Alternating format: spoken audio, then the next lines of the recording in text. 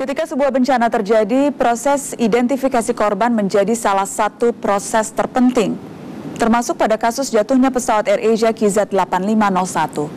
Tim Disaster Victim Identification DVI bertugas mengenali jenazah satu persatu sebelum diserahkan kepada keluarga. Dari penelusuran Fanimo, gabungan ahli forensik hingga akademisi ini harus berpacu dengan waktu. Di Surabaya, Jawa Timur, Fani juga menemui keluarga korban yang berupaya tak kenal lelah demi 7 anggota keluarganya yang masih hilang. Fanimo menyajikan kisahnya untuk Anda.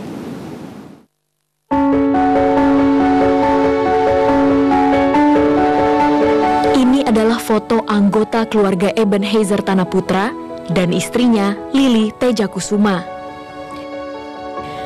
Minggu 28 Desember 2014 lalu, mereka berangkat dari Surabaya menuju Singapura menggunakan pesawat AirAsia KZ8501. Pak, mungkin bisa dijelaskan siapa saja keluarga yang berada di dalam pesawat itu? Yang berada di pesawat itu mama mertua saya atas nama Jo Indri, kakak ipar saya yang perempuan T. Meji Tejakusuma, terus suaminya Ji Charlie Gunawan. Keponakan saya, jadi anaknya mereka tuh bertiga anaknya. Yang anak pertama perempuan tuh Ji Stefani Gunawan, kedua Ji Stephen Gunawan, ketiga tuh Ji Stevi Gunawan, dan yang ketujuh pacar dari Stefani Gunawan, Chris Lemoa Hutama. Jadi total ada 7 Kristanto Lemoa Hutama. Anggota keluarga ya Pak? 7. 41 menit setelah lepas landas dari Bandara Juanda, pesawat itu jatuh di Selat Karimata. Eben dan istrinya tak pernah menyangka akan kehilangan 7 anggota keluarga mereka sekaligus.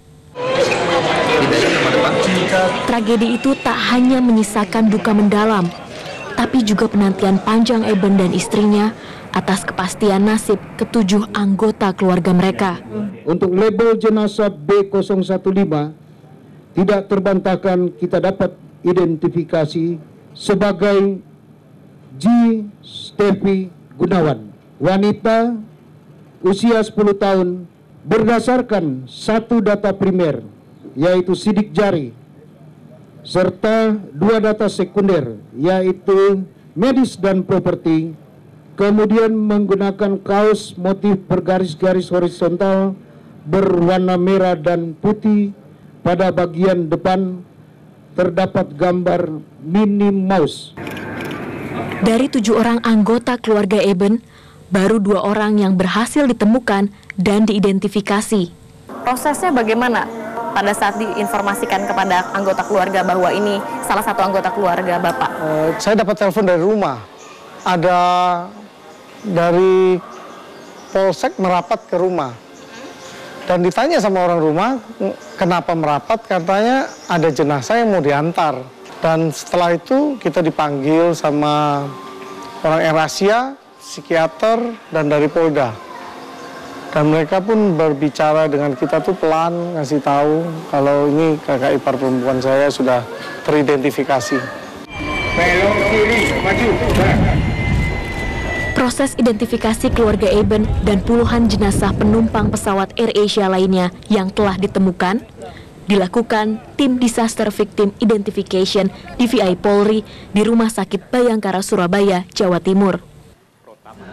Disinilah 200 tenaga ahli forensik asal dalam dan luar negeri bahu-membahu mengidentifikasi korban, berbekal sampel dari keluarganya.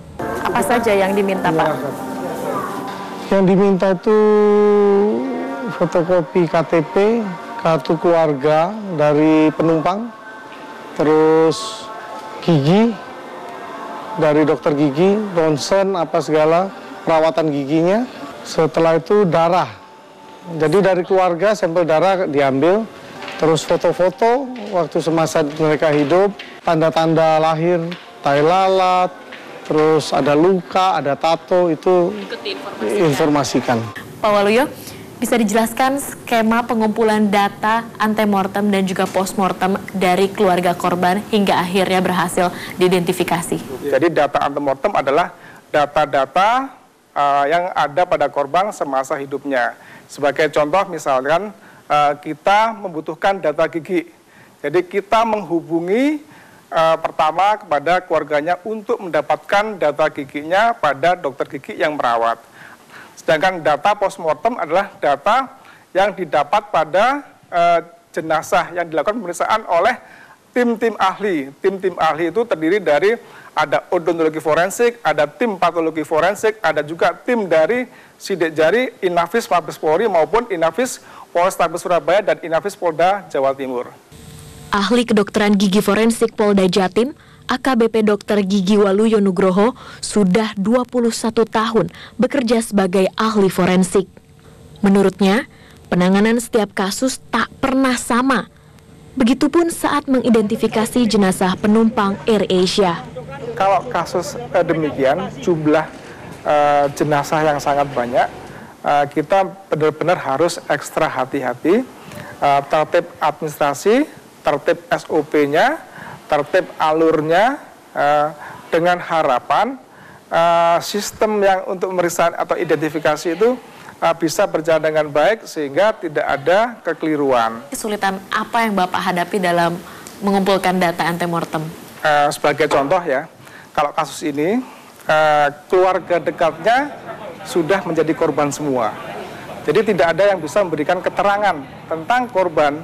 Kita berupaya mungkin keluarga yang memang jauh tapi masih sering komunikasi, kita kontak, kita hubungi, keluarganya hadir, kita berikan beberapa masukan. Pada umumnya keluarga masih kooperatif, ya, masih mau memberikan data-datanya.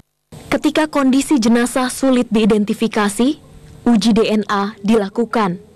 Kepala Lab DNA Pusdokes Polri, Kombes Pol Putut Cahyo Widodo menjelaskan bagaimana mereka menentukan identitas berbekal DNA. DNA ini adalah suatu gen yang diwariskan dari orang tua kepada anaknya. Ini bisa digunakan sebagai alat untuk identifikasi manusia. Bahkan bukan hanya manusia tapi makhluk hidup bisa. Teknik pengambilan sampel DNA itu ada beberapa macam. Ada yang teknik pengambilan sampel DNA langsung dan ada yang tidak langsung. Yang langsung itu adalah DNA yang diambil dari gen, dari sel tubuhnya. Misalnya nih, saya mau analisa Fani. Saya mengambil DNA peninggalannya Fani. Seperti di bajunya Fani, di sikat giginya Fani. Yang tidak langsung itu adalah sampel DNA yang kita ambil dari sel-sel keluarganya Fani. Ayahnya, ibunya, dan anaknya. Setelah kita bisa mendapatkan sampel bermacam-macam, bisa darah, bisa buccal swab yang dilakukan seperti di kasus ini, itu menggunakan buccal swab. Dalam menguak identitas korban, tim forensik korban AirAsia KZ8501 berpacu dengan waktu. Karena semakin lama jenazah ditemukan, kualitas sampel DNA semakin buruk. Jika jenazah sudah berumur kurang lebih sepekan atau 2 pekan, sampel mana yang terbaik untuk diambil DNA? Ada bagian-bagian tubuh yang cepat mengalami pembusukan dan ada yang lambat mengalami pembusukan. Nah, itulah yang kita pilih. Pada saat kita menemukan jenazah misalnya tercebur di laut 2 hari, kita bisa memilih jaringan mana yang harus diambil. Nah, pada dasarnya bahwa jaringan yang paling mudah itu yang didahulukan. Ya. Jaringan yang sulit untuk diperiksa itu belakang. Tetapi celakanya justru yang sulit inilah yang awet. Oke. Yang mudah ini yang gampang rusak. Darah misalnya, kita tidak akan pilih darah pada saat kita menemukan jenazah yang umurnya 2 hari atau 3 hari. Tapi kalau fresh, kita ambil darahnya. Tapi kalau tidak fresh, kita mengambil ototnya. Kalau tidak fresh lagi, kita mengambil tulang atau gigi. Yang paling awet adalah gigi. Tapi ingat, semakin ke sana, pemeriksaannya semakin rumit. Dalam kondisi serumit apapun, para ahli forensik dituntut untuk bekerja cepat namun akurat. Dalam hal ini, pengalaman mengidentifikasi jenazah selama 25 tahun pun tak membuat Putut merasa bebas dari tekanan. Kita memang agak sulit menghadapi permintaan ini ya. Kita terbatas dengan kemampuan. Kita jelaskan pada pelanggan kita bahwa prosesnya sebetulnya tidak sederhana. Kita kadang-kadang perlu mengulang lagi karena kita tidak mendapatkan hasil yang bagus misalnya. Pernah menghadapi hal seperti itu, Pak? Tidak pernah, tapi sering. Karena dituntut untuk cepat masyarakat, ya, Pak ya? Masyarakat kadang-kadang ya, mereka butuh cepat, tapi tidak tahu prosesnya seperti apa. Iya. Eben hanyalah salah satu dari ratusan keluarga penumpang AirAsia KZ8501 yang menaruh harapan besar pada tim forensik DVI. Apakah Bapak sudah siap, mohon maaf mungkin dengan kemungkinan terburuknya nanti? Sebelum kami melihat bahwa jenazahnya kami belum melihat, belum diserahkan ke kami masih mencari terus, masih menunggu. Ada juga Sigit Hartanto yang menanti kepastian nasib 3 anggota keluarganya, yakni adik kandungnya, Jarod Biantoro, beserta istri dan anaknya. Sejauh ini dengan jenazah yang sudah ditemukan dan teridentifikasi belum ada tanda-tanda dari keluarga Bapak? Belum ada. Sampai saat ini tadi kebetulan saya ke posko, katanya belum ada, ya saya juga masih menunggu, harap-harap cemas juga menunggu ini. Pada saat diminta dokumen antemortem oleh tim DVI, apa saja yang Bapak serahkan? Yang saya serahkan foto, terus KK, identitas keluarganya, susunan gigi dari dokter gigi. 2 hari yang lalu saya kebetulan dapat rekaman CCTV dari pihak bandara. Nah, kami lihat ternyata memang benar ada di situ. Nah, akhirnya untuk kelengkapan itu saya tambahkan untuk bukti-bukti data-data di DVI. Upaya Bapak setiap hari selalu memantau ke Polda Jatim? Saya setiap hari saya datang sampai dari pagi sampai malam, pulang malam, pagi ke sini lagi gitu. Hingga kini, proses pencarian dan evakuasi jenazah korban pesawat AirAsia KZ8501 belum berhenti. Juga proses identifikasi jenazah yang semakin rumit karena berlomba dengan waktu. Di balik semua itu, ada mereka yang bekerja demi kemanusiaan. Orang-orang yang bekerja tanpa pamrih dan tak kenal kata lelah. Kita kumpul di sini berdasarkan expertnya. Dan itu bukan berdasarkan permintaan. Begitu ada kejadian, mereka sadar, mereka sukarela datang ke sini untuk membantu mengidentifikasi. Itulah ciri khasnya DVI. Tanpa diundang? Tanpa diundang mereka akan datang, bekerja seperti ini tanpa pamrih. Nah, seperti lalat lah. Begitu ada bau yang jelek, dia datang. Sempat saya putus asa. Berkali-kali berpikir lebih baik mati saja. Kenapa dia tidak nengokin saya? Kenapa teman-teman saya yang lain nggak ada yang nengokin saya? Ternyata kru saya pada waktu itu yang di bagian depan semuanya meninggal. Bayangkan betapa hancurnya hati saya untuk bisa ngadapin hal itu. Sesaat lagi di 360.